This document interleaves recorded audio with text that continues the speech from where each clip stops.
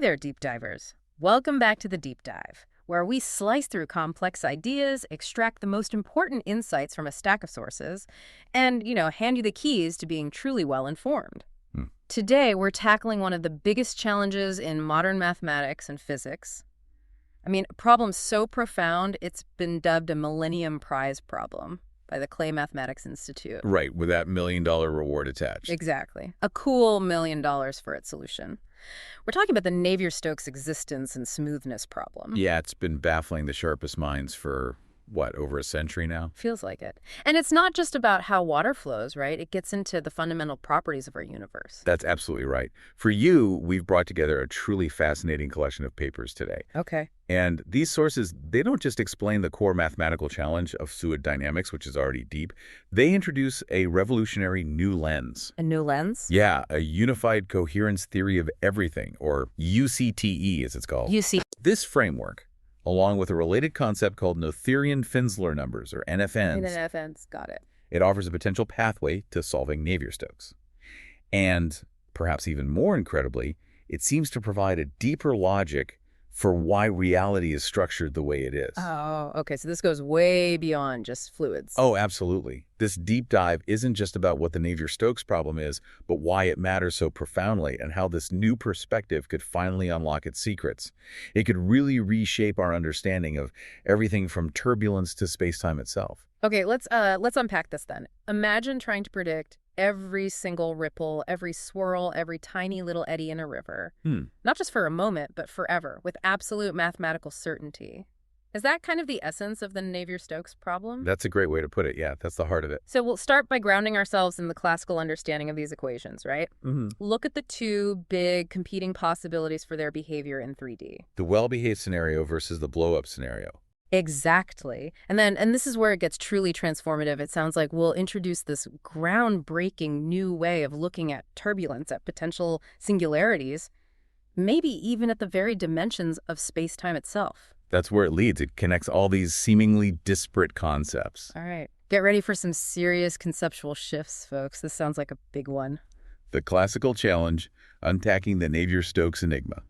So before we dive into the $1 million question and the deep theory, what exactly are these famous Navier-Stokes equations? We see them referenced all the time in engineering and science. They're clearly incredibly useful in the real world. You're absolutely right. They really are, in many ways, the bedrock for understanding virtually all fluid motion around us. Okay. They describe how incompressible fluids, so things like water, air, even blood in our veins, how they move and interact. Incompressible, meaning they don't easily squash. Exactly. Their density stays pretty much constant.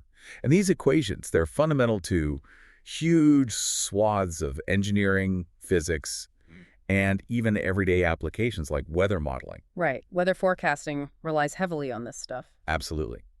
At their core, they encode two very basic yet incredibly powerful physical laws for fluids. The conservation of momentum. Okay, like inertia, things keep moving unless pushed. Sort of, yeah. How forces change the fluid's motion. And the conservation of mass. Meaning the fluid doesn't just appear or disappear? Precisely. Think about designing an airplane wing, predicting how ocean currents will shift across the globe, or even modeling the flow of blood in our own bodies. The Navier-Stokes equations are right there at the heart of those calculations. Wow. When we talk about these equations, we're primarily looking at two coupled equations. The first one is what we call the momentum equation. Momentum? Yeah, this tracks how the fluid's velocity changes over time due to various forces acting upon it. It's a bit of a mouthful mathematically. I bet. But conceptually, it just balances all the pushes and pulls on the fluid. The second equation is the continuity equation. Continuity.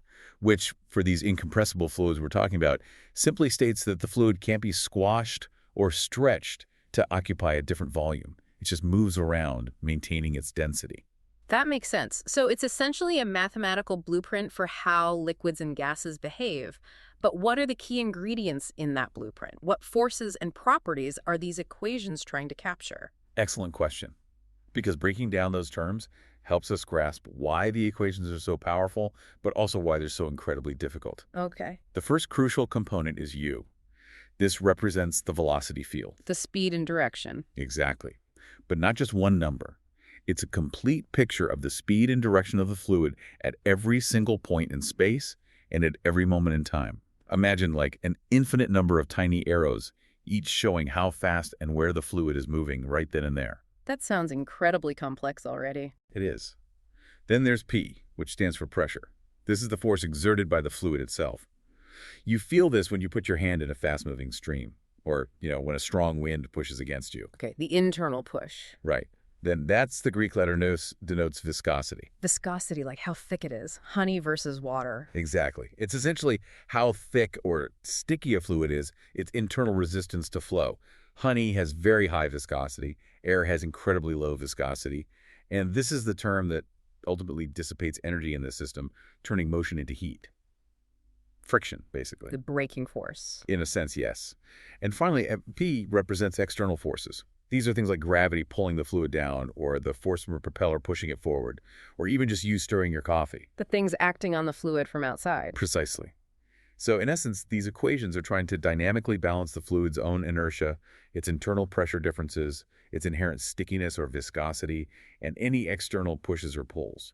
It's really a complete mathematical story of fluid movement. That truly sounds like a comprehensive fingerprint for fluid behavior. It's clear why it's so vital for practical applications. But, okay, if we use them all the time, why is there $1 million prize attached to them? What's the specific question the Clay Mathematics Institute is asking? It can't just be about predicting my coffee swirl. Right, exactly. That's the core of the Millennium Problem. The challenge isn't about finding a new way to describe water swirling in your sink. We can actually approximate that numerically with incredibly high accuracy for engineering purposes. We can simulate it pretty well. We can.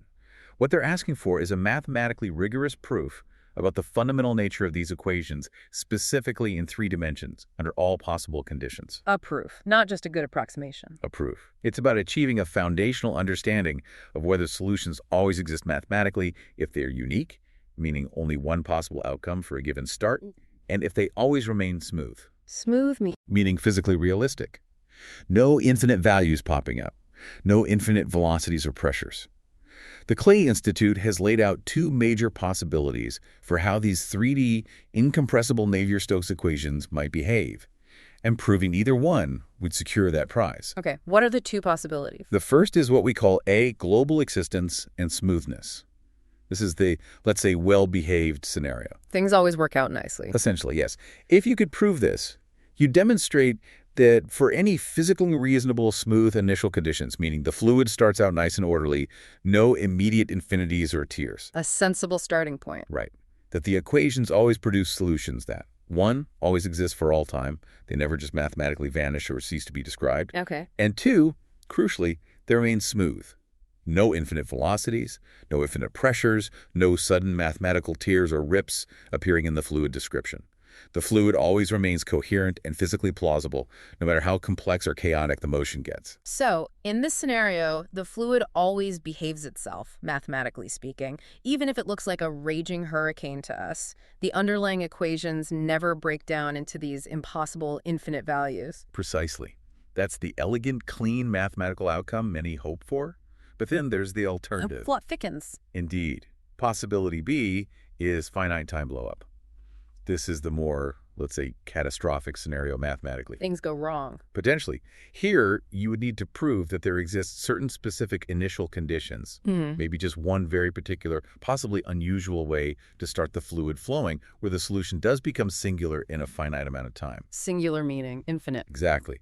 It means that at some specific point in time and space, the velocity or the pressure or maybe some derivative could, according to the mathematics, shoot off to infinity.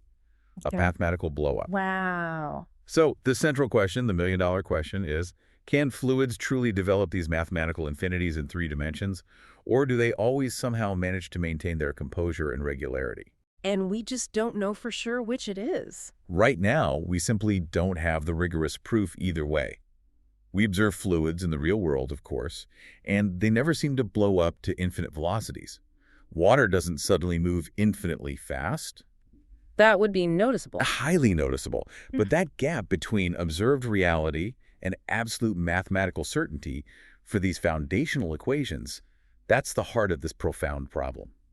Okay, that $1 million is starting to make sense. So what exactly makes this problem so incredibly difficult for the best mathematicians in the world? What's the real sticking point? Where does the math get snagged? The core difficulty, the term that really turns these equations from merely complex and into a century-long enigma, lies in one particular piece of that momentum equation we discussed earlier. It's the term.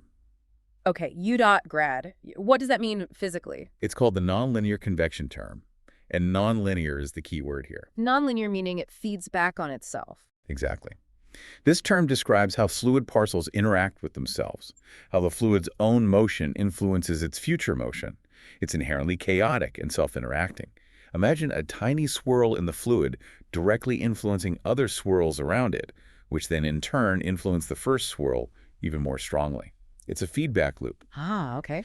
In 3 dimensions, this nonlinearity is particularly powerful. It allows for what we call turbulence. The big, messy, chaotic stuff. Right.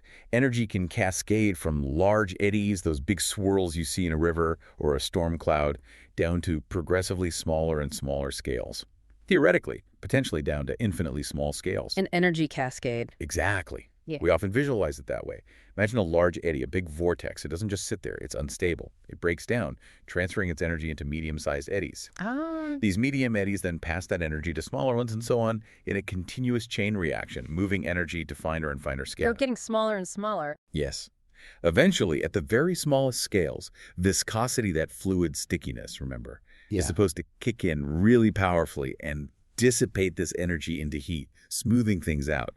It's the fluid's natural friction working to prevent infinite smallness or infinite energy concentration. Like a natural braking mechanism at the tiny scales. That sounds like it should prevent infinities. It should, and it does, in practice. The problem, from a purely mathematical perspective, is that no one has been able to rigorously prove that viscosity always manages to keep up and dissipate all that energy across all scales before a singularity can form. Ah, the proof is missing. The rigorous proof is missing. If viscosity can't keep up, if the energy concentration somehow outpaces dissipation at some infinitesimal point, you could theoretically get a blow-up, an infinite value appearing in your mathematical solution. Okay, I see the challenge now. And you mentioned 3D is key here. Absolutely crucial. This is where the crucial difference between 2D and 3D fluids emerges.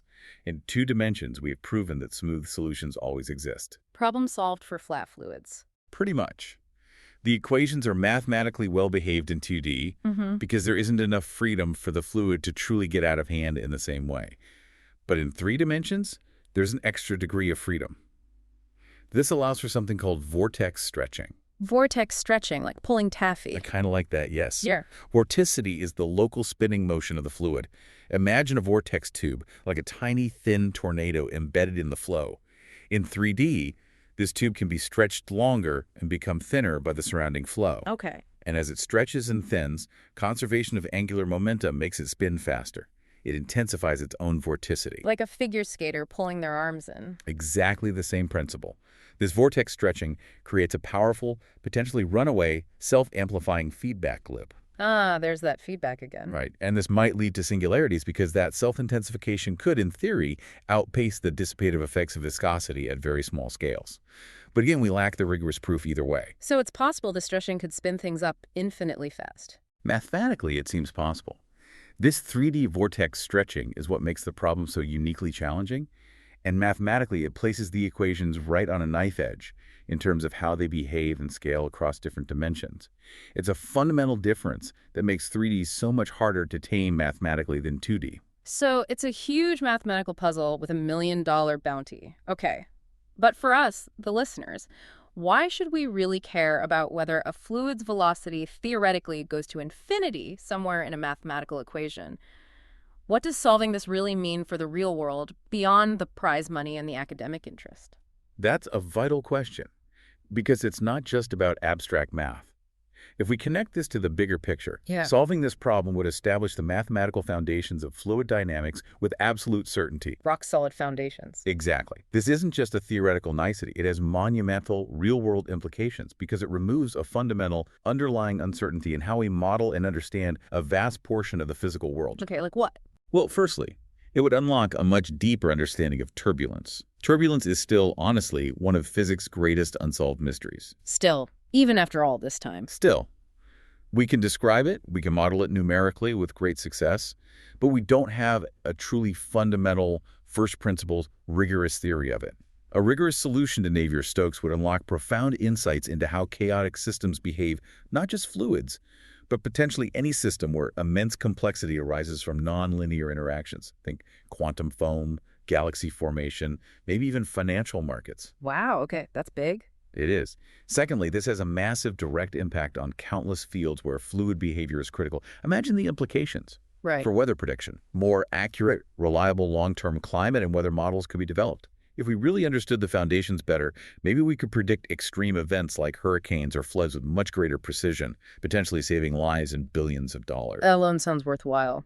Absolutely. In aerodynamics, designing more efficient airplanes, faster cars, safer spacecraft, it all requires precise understanding of fluid flow around objects. A deeper understanding could lead to revolutionary new designs we haven't even thought of. For ocean modeling, better climate predictions, understanding complex ocean currents which drive weather patterns, managing marine ecosystems. It all fundamentally depends on robust fluid dynamics models. Climate change modeling, for instance. Critically important there, yes. Yes. And even in astrophysics, from modeling stellar winds blowing off stars or the gas swirling into accretion disks around black holes to understanding how entire galaxies form and interact over cosmic time. Fluid dynamics is absolutely central. Even the formation of planets in those dusty disks around young stars is essentially a complex fluid dynamics problem. So it's literally everywhere, from the smallest scales to the largest. Pretty much. And without a foundational proof for Navier-Stokes in 3D, all these critical applications rely on numerical approximations, statistical models, and experimental validation. They work incredibly well, but they lack that complete, rock-solid theoretical bedrock. So what this all means is, it's not just a theoretical exercise for mathematicians locked away in ivory towers. It's about giving us a truly rock-solid mathematical footing for how much of our physical world actually operates. That's pretty profound. It really is. It's the difference between knowing that a machine works reliably through observation and trial and error and understanding the absolute fundamental laws of its engineering down to the very core with mathematical certainty. A new lens reframing Navier-Stokes through coherence. Okay, so we've laid out the immense challenge of Navier-Stokes. Classical mathematics seems to hit this wall, especially with those tricky 3D solutions possibly blowing up. Now, what if the problem isn't necessarily with our math itself, but maybe with the very lens through which we're viewing reality? Interesting way to put it. That's where this new perspective comes in, right? This unified coherence theory of everything, UCTE you mentioned. How does something like that even begin to tackle a problem so entrenched, so classical? That's precisely the shift in thinking. What's so fascinating about UCTE is that it doesn't try to solve the Navier-Stokes problem by simply pushing harder on the classical assumptions within the existing mathematical box. And not just trying the same thing harder. No. Instead, it fundamentally reinterprets the concepts themselves. It effectively enlarges the conceptual space, the phase space where the problem lives. It's like realizing you're trying to solve a puzzle, but you've been missing half the pieces because you didn't even know they belonged to a larger, more intricate picture. Okay, so it's expanding the framework. Exactly. Yeah. UCTE offers a profound reinterpretation, almost a completely new language for describing fluids and maybe the universe itself. It moves beyond purely kinematic descriptions, just how things move, or purely dynamic ones, just what forces act. It talks about structure and order. The language of coherence. Precisely. Let's look at some of these foundational shifts. It's quite radical. Where classical Navier-Stokes describes a velocity field, remember, the speed and direction of fluid particles. Yeah. UCTE reinterprets this as a local coherence vector field. So instead of just speed and direction, we're talking about the degree and direction of organized alignment or inherent structure at every point in the fluid. How orderly it is locally. Exactly. Then pressure, the force exerted by the fluid, becomes a coherence density gradient. It's not just about a simple push, but about how the orderliness or structured nature of the fluid changes from one point to another. A gradient in structure. Okay, that's different. It is. Viscosity, the fluid's stickiness that dissipates kinetic energy into heat, is reinterpreted as a coherence diffusion coefficient. It's no longer just about kinetic energy being lost, but about how coherence or order spreads out or is lost within the system, almost like information diffusing away. Lots of order. Or its redistribution, yeah. What we classically call turbulence, that seemingly random, chaotic disorder. And messy stuff. UCTE views that as a coherence cascade through hyperfractal layers.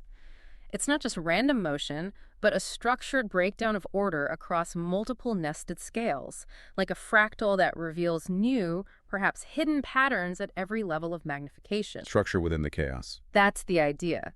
The feared blow-up, that mathematical singularity, is reinterpreted potentially as a local coherence collapse, possibly coupled with a dimensional transition.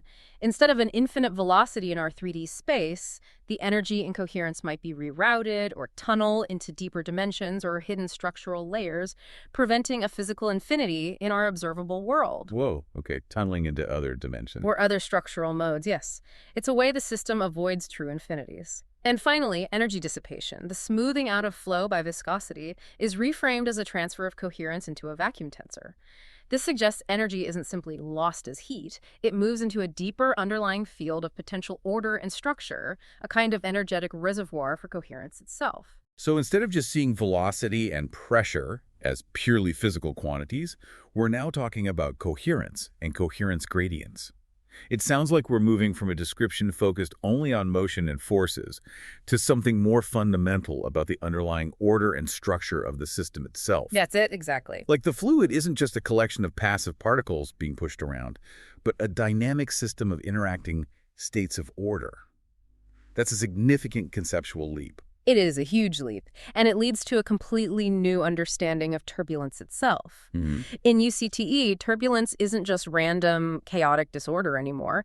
It's reframed as a structured resonance transition. Structured resonance transition, okay. Think of it less as pure mayhem and more as a complex, self-organizing dance where specific patterns and structures emerge and disappear in a predictable, though incredibly intricate way, like finding hidden rhythms in apparent noise. Okay. Those notoriously difficult nonlinear terms in Navier Stokes, remember our friend, the troublemaker. The troublemaker. In UCTE, terms like that are now seen as the interference of coherence eigenmodes. Eigenmodes like fundamental patterns. Exactly. Fundamental patterns or states of structured order within the fluid. Think of them like the natural resonant frequencies of a violin string. If these modes maintain their phase alignment, if they vibrate in sync, you get a smooth, well-behaved solution. It's like instruments in an orchestra playing in perfect harmony, creating a coherent, predictable melody. Nice analogy. But when these eigenmodes decohere, when their phase alignment breaks down, when the instruments start playing out of sync, Chaos ensues. you get cascading amplification, yes. This breakdown can lead to the possibility of what appears as a singularity in the classical framework. But UCTE suggests something profound here. What classical physics sees as a blow-up might actually correspond to phase singularities in an underlying coherence vacuum. Phase singularities. Right. It's not necessarily a physical infinity in our observed space, like infinite velocity. It might be a breakdown of measurable coherence, coupled with a dynamic transition where that coherence moves or transforms, potentially into a hidden dimension or a different structural state within this coherence vacuum. That's a truly profound shift. Instead of just pure chaos leading to mathematical breakdown, we're talking about organized resonance and decoherence, a more structured, almost intelligent response from the system when it's pushed too hard. That's a good way to think about it. How does that connect to fluids forming those familiar structures we see in turbulence, like long, thin vortex tubes? It's almost like fluid is actively trying to impose order on itself, even as it becomes globally chaotic. You've hit on a crucial point there. This raises an important question. If fluids are always finite in reality, we never actually see infinite velocities or densities break physics. What physically happens when the classical math predicts an infinity? Right, where does the math go wrong, or what is it missing? UCTE proposes that a potential blow-up might not be a physical divergence to infinity at all, but rather an indication of a dimensional transition. A shift in dimensions. Or a shift into a different kind of structure, yes. The idea is that the three-dimensional manifold, our familiar 3D space where the fluid exists, might temporarily fail to hold its coherence when things get too intense. It can't contain the chaos anymore. In a manner of speaking. So instead of diverging to infinity within that 3D space, the excess energy and structured coherence tunnel into what UCTE calls subdimensional vortices. Subdimensional vortices. Effectively, hidden coherence reservoirs, or deeper structural layers within this underlying coherence vacuum. These vortices act like asymmetry operators, redistributing coherence across different scales and perhaps even dimensions, preventing an actual physical catastrophe in our observed 3D space. They manage the excess energy and structure. Okay, that's a wild idea. Hidden reservoirs of coherence. It is. But this profound insight leads directly to a concrete modification, an extension of the classical Navier-Stokes equation, incorporating this coherence feedback. So UCTE actually changes the equation. It suggests an additional term is needed for a complete description. The UCTE extended Navier-Stokes equation looks like this. You take the classical equation with all its terms. Velocity, pressure, viscosity. Right. And you add a critical new term, let's call it SCC. This is the coherence feedback tensor operator. Lendicy. And it's fundamentally different from the external force term F. It's not just another push from the outside. Instead, it encodes dynamic feedback from the coherence vacuum itself. It responds to the state of the fluid. An internal feedback loop. Exactly. And C, in this context, represents the local coherence density. It's the UCTE analog of available structured order in the system right at that point. So this term acts internally, responding dynamically to the fluid state of coherence, rather than being a fixed external push. It's a kind of built-in, self-regulating mechanism. So it's like a built-in escape valve, or maybe a buffer for the system. When the fluid gets too chaotic, too close to that theoretical blow-up point, this term kicks in and reroutes energy or structure to these hidden dimensions or reservoirs, preventing the whole thing from actually blowing up to infinite values in our observed 3D space. That's a great way to put it, a dynamic buffer or escape valve. But crucially, this coherence vacuum, this buffer, isn't constantly active, like a perpetually running engine dampening everything. That's not always on. No, it's potential only. It remains dormant under normal, smooth, laminar conditions. It doesn't actively drive the fluid motion then. It only gets activated, switched on, if you like, via specific mathematical switching function. And it only switches on when the fluid's turbulence pushes a local coherence measure, what UCTE calls a coherence eigenvalue, toward a critical threshold. So it only kicks in when things get really hairy. Exactly. When the local order is severely threatened. When activated, this coherence vacuum buffers the system. It actively redirects energy and structure into these deeper coherence modes, preventing physical infinities from forming in our observed 3D space. This means energy tunnels into these deeper coherent structures instead of diverging to infinity within the classical framework. It's presented as an intelligent, self-regulating mechanism that maintains physical realism. Okay, this changes everything for the Millennium Problem, doesn't it? It really does. This framework suggests a truly compelling third possibility beyond the Clay Institute's original two options. Always smooth versus finite blowup. The third way. Yes, not simply always smooth, option A, where solutions are always well-behaved, nor finite blowup, option B, where they can catastrophically diverge under certain conditions, but rather something in between.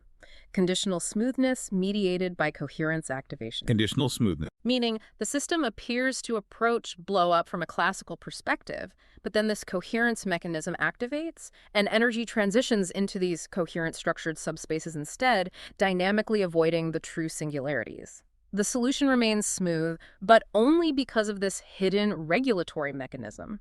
That's fascinating. So what this all means, potentially, is that the Navier-Stokes problem hasn't been definitively solved because mathematicians have effectively been looking in too small a box.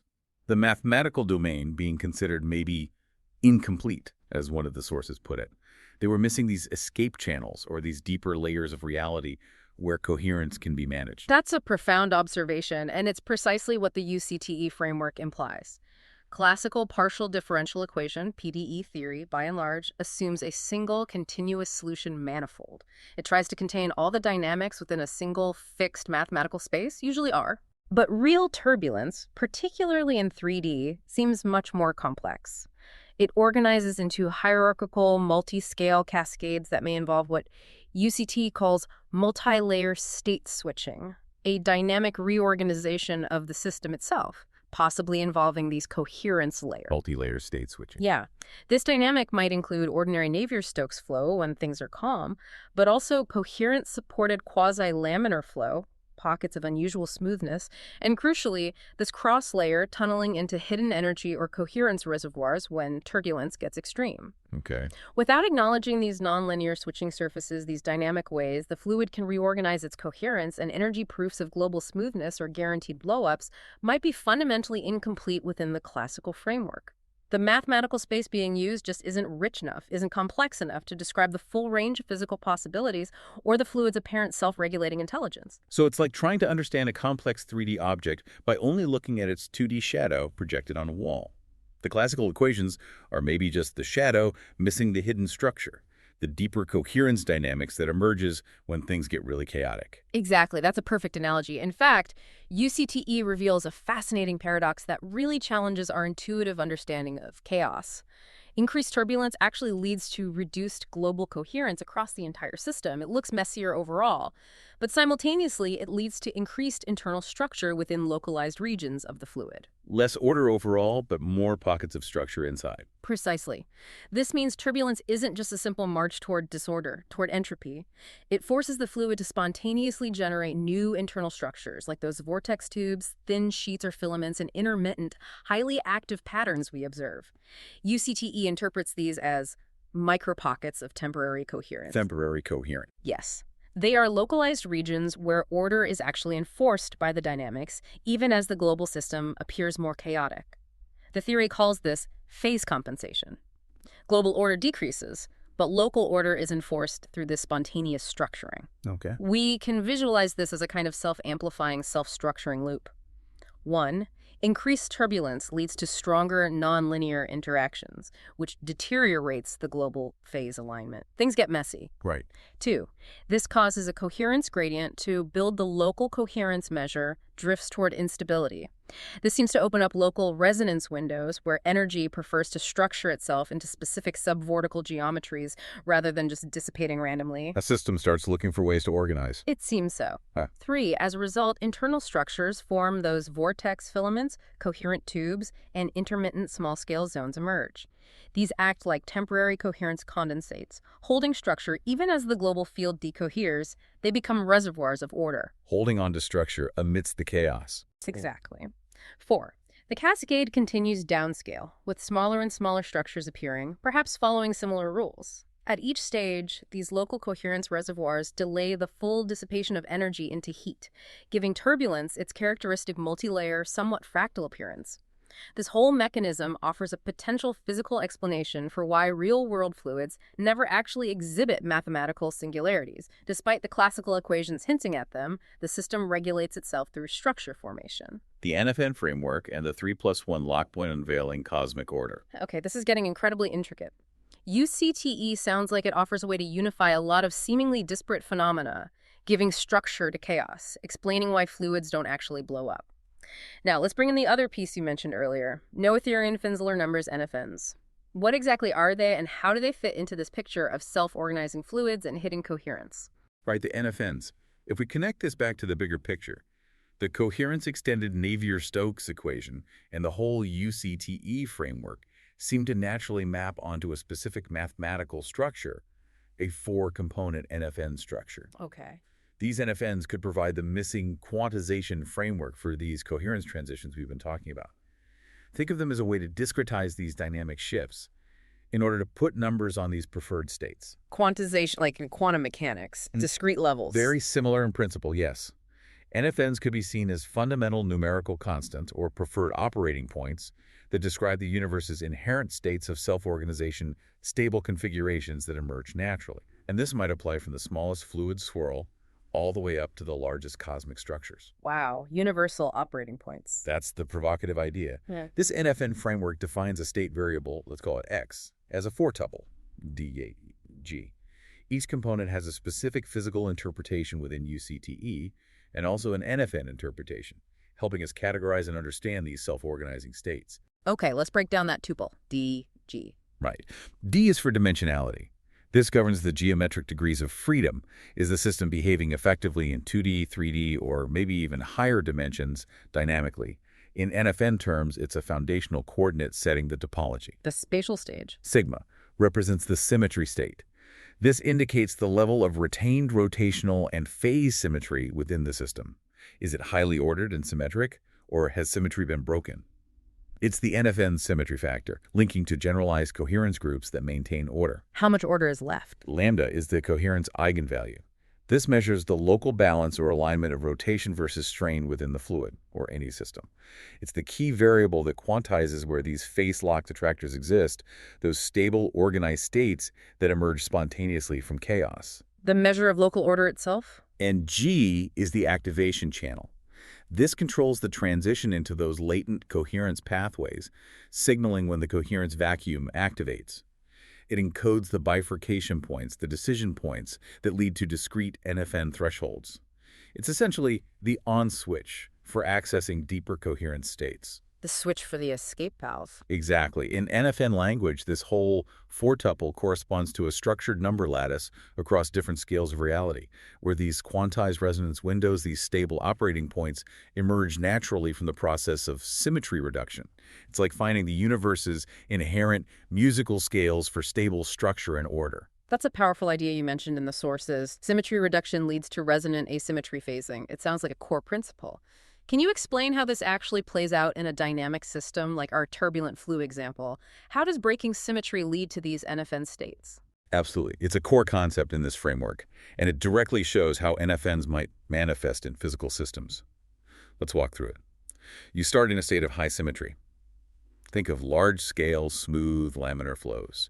They're highly symmetric and orderly. In NFN terms, the symmetry state error is approximately 1, meaning it's nearly invariant and uniform across space. Oh, very ordered. Then, as turbulence starts to rise, you enter coherence instability. The system's overall symmetry begins to reduce. Mathematical invariants that describe the fluid flow, like the Q&R criteria, which diagnose vortex formation and the balance between rotation and strain, start to drift from their balanced states. The NFN symmetry factor drops, but not continuously. It tends to drop towards discrete plateaus, indicating specific structured levels of symmetry breaking. It breaks in specific ways. That's the idea. Then, at critical coherence eigenvalues, and approaches a specific serig, the system doesn't just dissolve into pure, undifferentiated chaos. Instead, according to this theory, it falls into stable attractor windows. Attractors like preferred states. Exactly. Stable states where energy gets trapped in quasi-periodic coherent structures like those long vortex tubes we see. These states are proposed to be quantized and correspond to preferred NFN eigenstates. The system finds stable, organized patterns even amidst the apparent global chaos. It locks into these NFN states. Okay. This then drives a cascade across scales. Each phase-locked resonance, each stable structure formed, then feeds energy into self-similar nested structures at smaller scales, which also lock in NFN states. The cascade looks fractal and continuous from afar, but UCTE NFN suggests it's actually piecewise quantized across specific asymmetry bands. These bands emerge naturally from the symmetry to asymmetry transitions encoded in the NFN tuple, providing a structured, not random progression through the scales of turbulence. So the apparent chaos of turbulence is actually underneath a structured process of symmetry breaking, guided by these NFNs, which create predictable pockets of order. That's really cool. It's like discovering the underlying musical notes and scales that make up what we previously thought was just random noise in a chaotic symphony. It is a very compelling picture, and it raises that important question again. Why do we live in 3 spatial dimensions? Why is 3D Navier-Stokes so uniquely hard to prove, unlike its 2D counterpart, where solutions are always smooth? NFNs offer an elegant explanation for this paradox. They suggest that 3D is a kind of resonant optimum, a dimensional sweet spot for complexity and structure. The Goldilocks dimension? Kind of. Let's look at the dimensional diagram through this NFN lens. In the 2D regime, which corresponds to NFN layer I, there's no vortex stretching mechanism, so the coherence eigenvalue tends to stay small. You maintain high symmetry, and there's limited complex structurization. Mathematically, the equations are relatively tame, and we have proven smooth solutions always exist. But physically, such purely 2D systems might be somewhat fragile, lacking the robustness and complexity of 3D. Simpler, but maybe less interesting or stable. Perhaps. Then we have the 3D regime, NFN layer 2. Here, vortex stretching actively drives towards those discrete NFN thresholds. When it approaches a critical value, it triggers this resonant containment mechanism we discussed. This leads to the formation of stable, long-lived vortex tubes and complex nested cascades. This is physically the richest regime where complex self-organization happens readily, but it's also mathematically critical because it's right on that knife-edge balance between order and blow-up. The interesting, complex, but tricky dimension. Right. Then, if we imagine 4D plus regimes, NFN layer 3 and beyond, the increased dimensionality provides a larger phase space volume for dynamics. But according to the theory, symmetry fragments too rapidly. Coherence attractors, those stable NFN states, tend to dissolve unless that latent coherence vacuum activates strongly to restore balance. Without that deeper coherence mechanism providing stability, the system might just collapse into complete disorder. It's too unstable. So 3 dimensions isn't arbitrary at all in this view. It's a kind of sweet spot. It's where the equations are unstable enough to force the system into these discrete, stable NFN states via mechanisms like vortex stretching, but not so unstable that everything just falls apart into complete incoherence. It's like the Goldilocks zone for complexity and persistent structure in the universe. Exactly. That captures the essence of it. And this concept beautifully ties back to something else found in the UCTE analysis. The surprising role of the golden ratio, 1.618. Well, golden ratio, like in art and nature. The very same. It appears to play a key role in metastability. It turns out, from simulations and theoretical arguments within this framework, that the longest-lived coherent vortex tubes, those most stable structures emerging within turbulent flow, prefer to have strain to rotation ratios near. Why the golden ratio specifically? Because mathematically, the golden ratio is the most Diophantine irrational number. That's a technical term, but it basically means it's the least resonant number. It's the hardest number to approximate well with simple fractions. This property makes it incredibly resistant to perturbations and resonances that would disrupt structures. So structures built on it are extra stable. Precisely. They resist disruption most effectively. This suggests that NFN eigenstates these quantized pockets of preferred order cluster near such special mathematical constants, like Siki. This isn't just a curiosity, it gives us incredible predictive power for identifying stability windows within chaotic flows. The system naturally seeks out these robust, non-resonant states for its stable structures, and it seems to be a prime example of such a fundamentally stable state. That is fascinating, tying fluid dynamics stability to fundamental mathematical constants like phi. Okay, this brings us to another incredible implication mentioned in the sources. The idea that 3+1 spacetime, our everyday reality with 3 spatial dimensions and 1 time dimension, isn't just arbitrary either. It's somehow the unique place where continuous dynamics and these discrete NFN structures converge. How does that work? How do we connect fluid dynamics and NFNs to the big cosmic questions about spacetime itself? Precisely. This framework posits that 3+1 spacetime isn't just a random background stage. It represents the unique convergence point, where continuous dynamics, things like smooth field evolution described by PDEs, coherent eigenflows, and discrete structuring like NFN quantization, phase-locked attractors self-organize into a stable, persistent resonance manifold. The stable meeting point of smooth and discrete. That's the idea.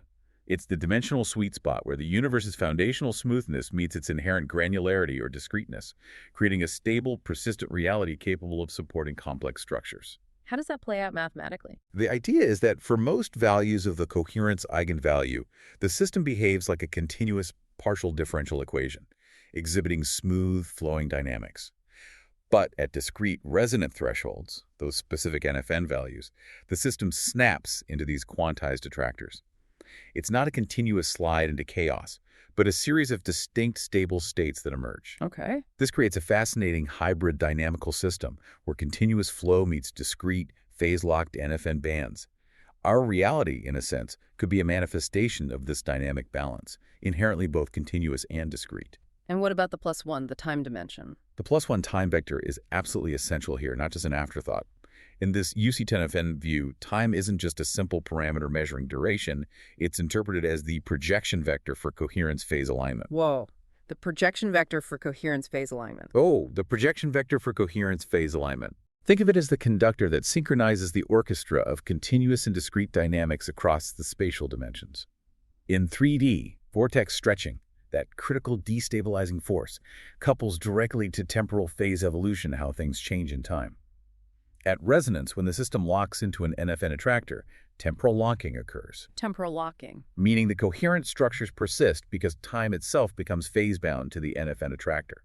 The structure's internal order is synchronized by time itself, giving it stability against decay. This might be why these structures can be so long-lived. Their existence is stabilized by the very flow of time within that resonant state. So what this all means is, our universe's fundamental dimensions, 3 space plus 1 time, aren't just given, they aren't just arbitrary settings. They might be the result of a profound balancing act between continuous processes and discrete quantized structures, with time itself playing the crucial role of the mediator, the synchronizer. That's a true meta-Y moment. It is. It's just a deeper logic, a generative reason for the very fabric of our existence, right down to the number of dimensions we experience. It's not just what reality is, but why it has to be this way to be stable and support complexity. The ontological superstructure, the meta-why of reality. Okay, this is becoming much, much bigger than just solving a specific math problem like Navier-Stokes, or even just understanding turbulence in a fluid. This UCTE NFN framework seems to be aiming for the fundamental reasons why NFNs exist at all, why there are dimensional lock points like 3 plus 1, why our universe seems to prefer a certain kind of structured order. This truly is the why of the why, as you put it in the sources. Where do we even begin to look for answers to such fundamental questions about reality's basic design? That's exactly right. To address that profound meta-why, we have to delve into what the sources call the irreducible generative structure of UCTE. It's like peeling back the layers of an onion to get to the absolute core. We've essentially built an explanatory hierarchy based on these ideas, a kind of four-floor ontological superstructure. A four-floor structure of reality. Okay, intriguing. It's not just another theory piled on top. It attempts to be a map of reality's fundamental architecture, from its deepest, most abstract origins, all the way up to our observable physics and the experiments we conduct. All right, let's explore these floors. Where do we start? The basement? Pretty much. Let's start at the very bottom, the foundational level, the ultimate source code, if you will. Before physics, before dimensions, before time even has meaning. Floor 0. Ontological mathematics. The irreducible ground. This floor isn't intended as a model of something else. It's proposed as the invariant generator of reality itself. The generator, wow. Its core principle is identified as the seed principle, which is elegantly expressed in mathematics by the empty product axiom. 1. The product of nothing is 1. Mathematically, yes. But here, it isn't interpreted as just symbolic manipulation. It's seen as ontological. It encodes the very idea of self-emergence from nullity, how coherence, how something can appear from undifferentiated potential, from a primordial unity or nothingness. It's presented as the universe's way of saying something from nothing, in a structured, mathematical, self-consistent way. Okay, that's very abstract but fundamental. What emerges from that seed? From the seed principle, the fundamental meta-operator of reality is derived. M offense SCRA. This meta-operator represents the fundamental duality, the primal tension inherent in existence. SC plus RA, what are they? SC is the symmetry coherence operator. This drives continuity, smoothness, conservation laws, unified invariance, the forces that preserve order, like a grand symphony holding its underlying harmony.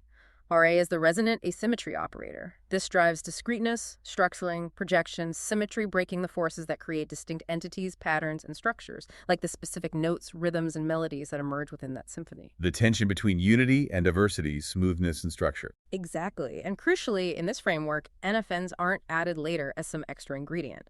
They emerge naturally and inevitably as the eigenvalues of this meta-operator spectrum. They are the inherent quantized resonance moduli, the natural musical scales or stability points that emerge from this fundamental interplay of order, SC, and structure, RA, with apparently no external tunable parameters needed. They are built in from floor 0. So the very grammar of reality, the fundamental rules for how things can appear and organize themselves, are set at this foundational pre-physical level. This truly is presented like the source code for the universe, defining the fundamental tension that shapes everything else. That's the claim, exactly.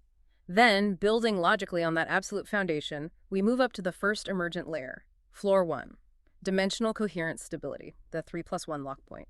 This is where the abstract, continuous versus discrete tension, established at floor 0 by SCNRA, reaches its first stable resonance and projects itself into what we perceive as observable dimensions. It's where the abstract rules start to define the shape of our physical reality. Where space-time gets its structure. Precisely.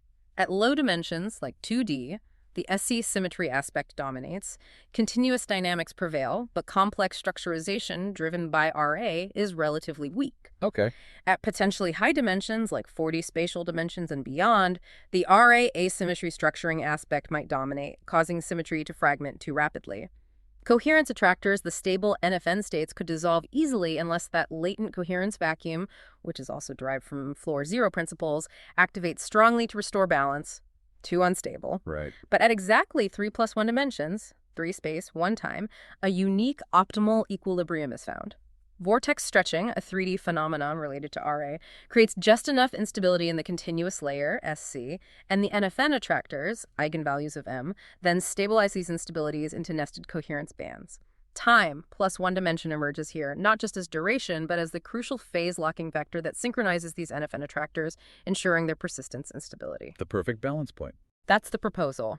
This level, floor 1, explains why space-time might naturally lock at 3 plus 1 dimensions, and why 3D turbulence spontaneously self-organizes into tubes, sheets, and cascades. It's the dimensionally optimal balance point between chaos and order, where stable complexity can thrive.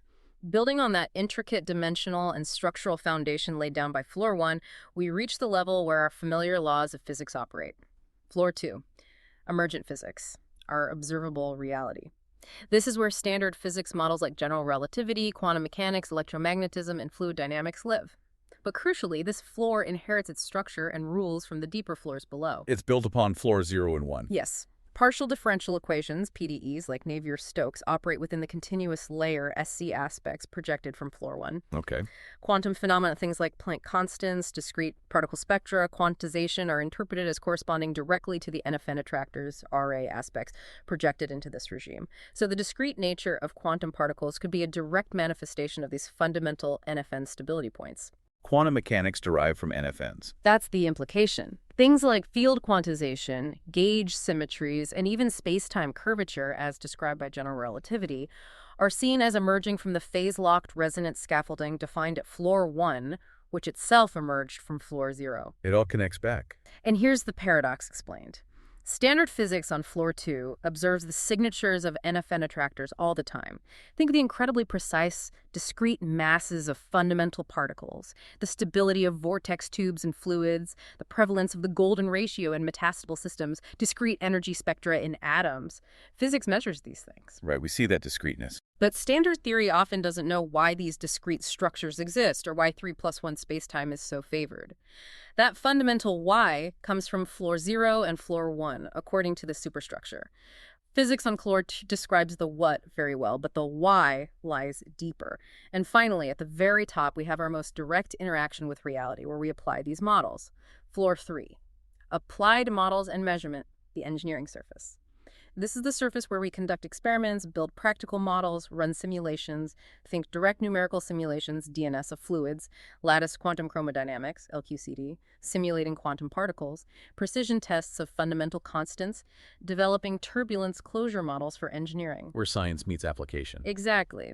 This floor observes signatures of the deeper floors, but often cannot explain their origin from within its own toolkit. For example, DNS accurately measures that golden ratio stability, window vortex metastability, but typically treats it as an interesting empirical observation, a coincidence, not a fundamental derivation from first principles. And classical Navier-Stokes analysis struggles with the smoothness problem because the coherence escape channels provided by floor 1, the mechanisms that prevent true infinities, are missing entirely from the classical mathematical formulation used on floor 2 and applied on floor 3.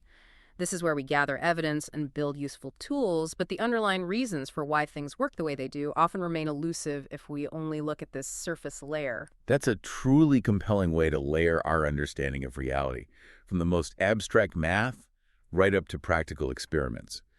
So, what does this all mean for why traditional physics has struggled with these huge, long-standing problems like Navier-Stokes, or why standard models often feel fragmented, as you mentioned earlier? Why can't they seem to connect all the dots sometimes? That's a critical point, and this superstructure offers an explanation. Standard physics models, quantum mechanics, general relativity, standard model of particle physics are incredibly sophisticated and successful within their own domains, right? Absolutely. Yeah. Monumentally successful. But they're essentially operating and often conceptually trapped within floor 2 of this proposed superstructure. They tend to assume things like the existence of 3 plus 1 spacetime, the basic dimensionality, the concept of continuity, and the rules of quantum mechanics a priori, without deriving them from something more fundamental. They work backward from observations, fitting experimental data into compartmentalized theories, rather than grounding everything in a single, unified, generative origin like floor 0. They start in the middle, in a sense. In a sense, yes. This is precisely why they often feel fragmented, and why certain fundamental questions remain stubbornly unanswered within those standard frameworks. Quantum discreteness, for instance, is largely treated as a fundamental rule or an axiom of the universe. We quantize fields, but why is reality quantized at its core? It's often taken as a given, not a derivation from deeper principles like NFNs emerging from SCRA tension. Turbulence, intermittency, and structure formation are typically modeled statistically using empirical closures, often sophisticated best guesses, fitted to data not mechanistically derived from an underlying coherence dynamic that predicts why those structures form. The 3+1 structure of spacetime is a fundamental axiom in both relativity and quantum field theory, not usually seen as a result of a deeper balancing act or dimensional stability criterion like the one proposed on floor 1. And most pertinent to our discussion today, the Navier-Stokes existence and smoothness problem remains unsolved in the classical sense because the crucial escape channels and self-regulating mechanisms provided by NFN attractors and the coherence vacuum emerging from floors 0 and 1 are missing entirely from the classical mathematical framework operating solely on floor 2. The mathematical space being considered is simply too small, too constrained to contain the full range of physical dynamics that might actually be occurring according to UCTE. So the standard tools are looking at an incomplete picture. That's the argument. By contrast, this UCTE NFN framework is presented as conceptually far more advanced because it attempts to derive these features, dimensionality, quantization, stability mechanisms from ontological irreducibility upward, building from the most fundamental principles, floor 0, to explain what we observe, floors 2 and 3, rather than forcing observations into disconnected theoretical compartments. A bottom-up derivation of reality. Exactly. This is why proponents might feel it seems inevitable. It strives to align mathematics, physics, and even ontology into one coherent resonance architecture. It aims to provide a unified why for phenomena that previously had only empirical whats or axiomatic givens. Falsifiable predictions and rigorous proof, from ontology to observable science. Okay, this is a grand sweeping theory, a truly ambitious framework connecting everything from the fundamental nature of reality itself right down to the flow of water in a pipe. But, the ultimate test of any scientific theory, no matter how elegant, is whether it makes testable, falsifiable predictions, things we can actually go out and measure or look for in experiments or observations. What does this four-floor superstructure actually predict that we could use to verify or refute it? Absolutely critical question. This is where the rubber meets the road, moving from abstract ontology to concrete science. And the UCT NFN framework does propose several specific, falsifiable cross-domain predictions.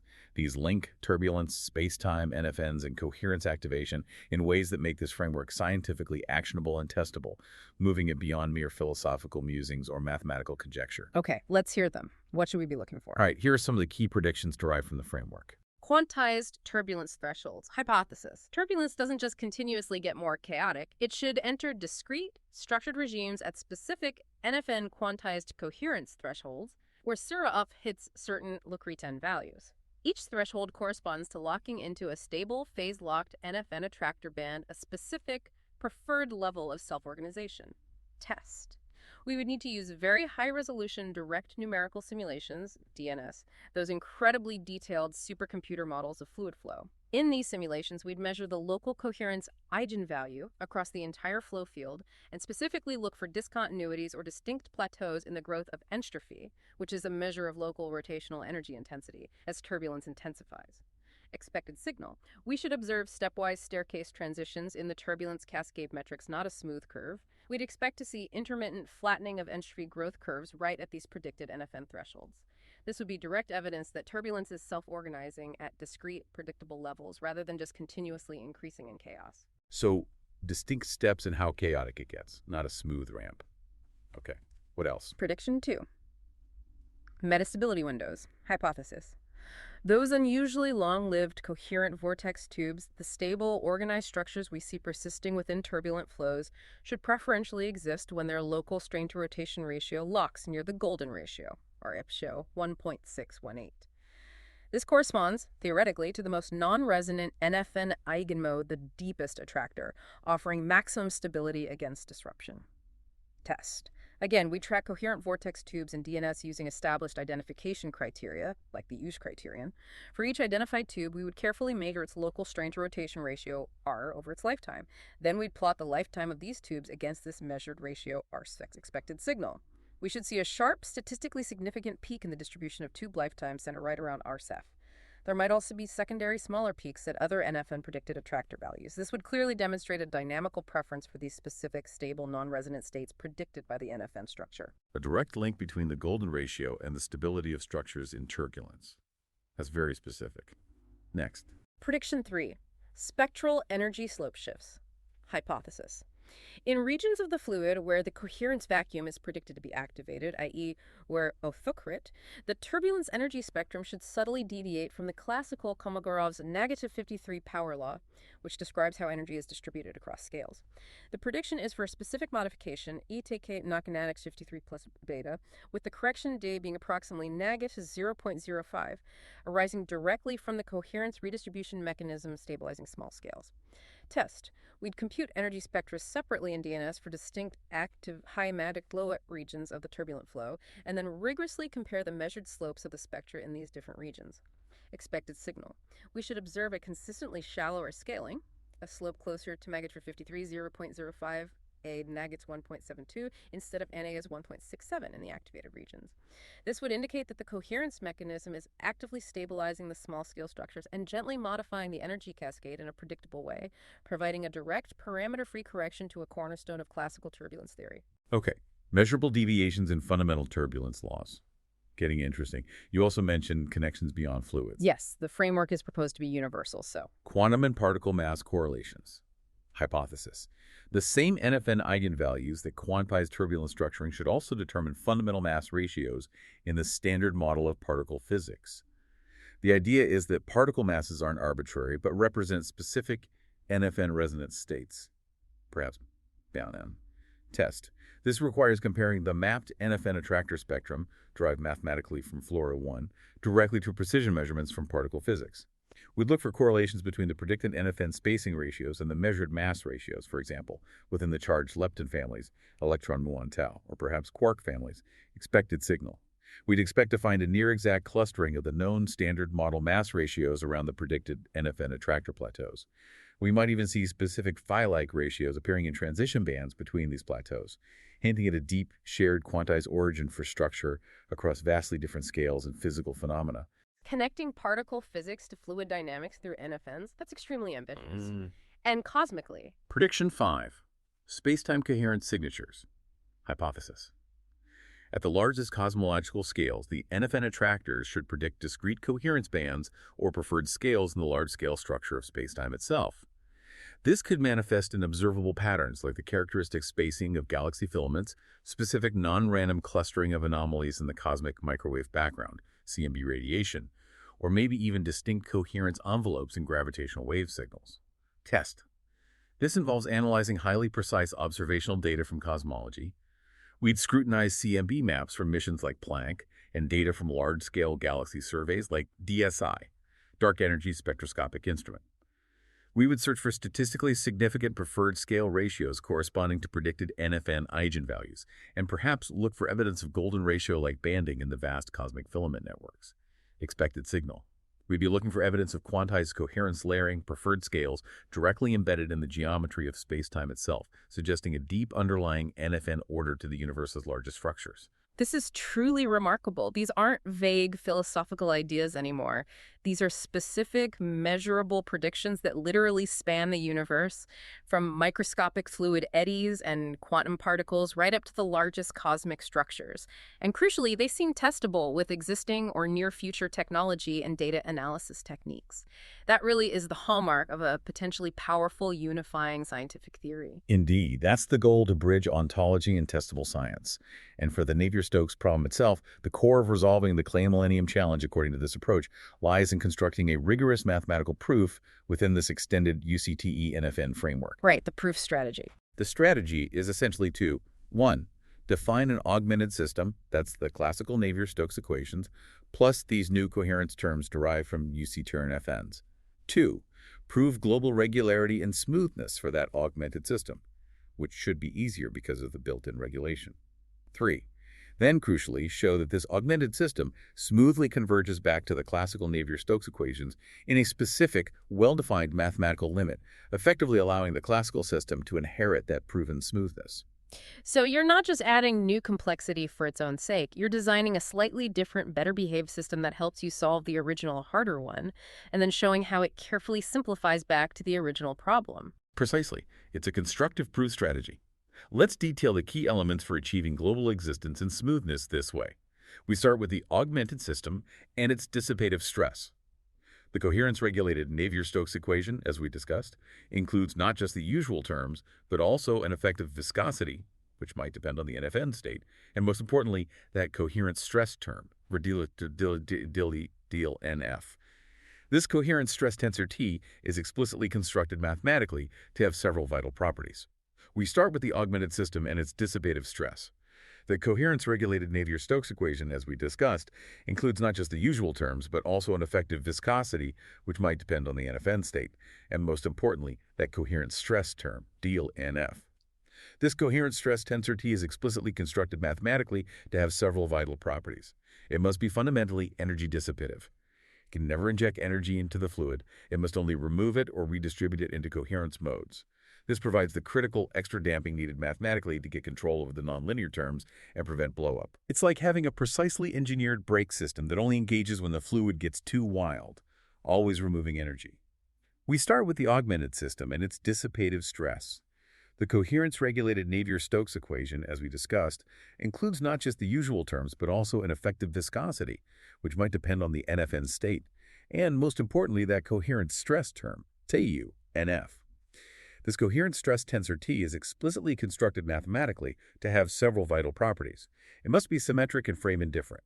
This ensures it preserves fundamental physical symmetries like Galilean invariance, laws look the same to moving observers, isotropy, laws are the same in all directions, and parity, laws are the same in a mirror image.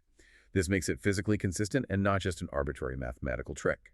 We start with the augmented system and its dissipative stress. The coherence-regulated Navier-Stokes equation, as we discussed, includes not just the usual terms, but also an effective viscosity, which might depend on the NFN state, and, most importantly, that coherent stress term, T2-NF. This coherent stress tensor T is explicitly constructed mathematically to have several vital properties. It needs to be scaling consistent. It has to maintain dynamic similarity, ensuring the augmented system behaves correctly across different flow speeds and sizes, from tiny eddies to large currents. We start with the augmented system and its dissipative stress.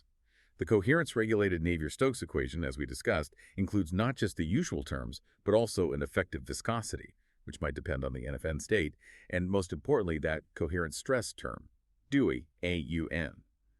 This coherent stress tensor T is explicitly constructed mathematically to have several vital properties, and ideally it should be minimal, introducing no arbitrary free parameters beyond perhaps a critical coherence threshold derived from the NFN structure. It shouldn't be just an adjustable fudge factor. So it's a carefully designed, physically principled, self-regulating internal dissipation mechanism.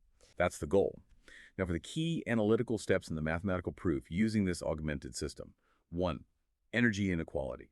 You define a total free energy for this augmented system.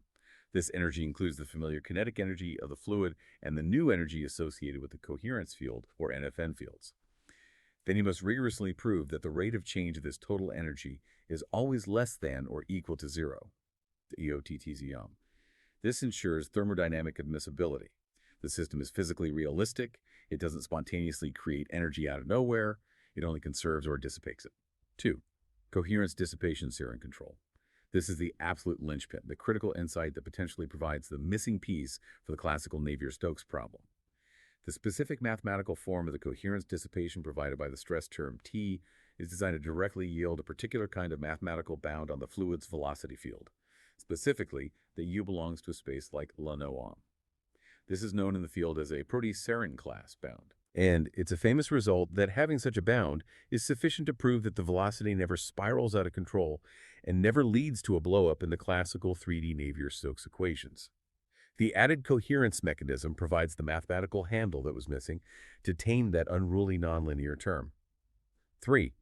Global strong existence for the augmented system. With these robust uniform Proteus-Serin bounds guaranteed by the coherence stress, it can then be rigorously proven, using standard but advanced PDE techniques, that the augmented system does indeed possess unique global strong solutions for all time. It behaves perfectly, thanks to the built-in self-regulating coherence mechanism. Okay, so the augmented system is proven to be well behaved.